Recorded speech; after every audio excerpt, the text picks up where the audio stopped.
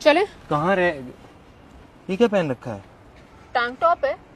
नहीं, ये नहीं पूछा कि टैंक टॉप है, ये ई रिक्शा टॉप है। टैंक टॉप है क्या मतलब हथगोले छोड़ता है? सरहद पे जा रही हो तुम? इतनी भी गर्मियाँ नहीं आ गई हैं अरे यार। मुझे लग रही है गर्मी ना। लेकिन लड़के भी तो देखते हैं तृप्ति। लड़के तो देखते ही लड़कियों को ना। अब फिर से शुरू मत हो जाना तुम। और तुम्हारा भी जो मन किया है वो पहनो, तुमसे किसी ने मना किया है? लेकिन तुम पहनते ही शर्ट और टी शर्ट हो तो क्या ही करें, मेरी गलती थोड़ी न है। और तारीफ को तारीफ की तरह लेना सीखो। Don't be so narrow minded. ये क्या पहन रखा है?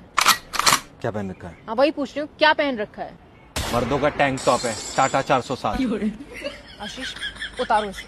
कैसे उतारो? ऐसे कैसे सबके सामने उतार दूं मैं? चेंज करके आओ। मेरे पास चेंज करने के लिए नहीं है कपड़े। ठीक है, वो लड़की देख रही है।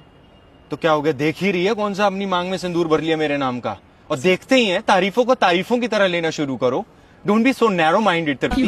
चलो पालक पत्ता चाट खाने चलते हैं आज, ऐसे ही चलेंगे। थैंक्स।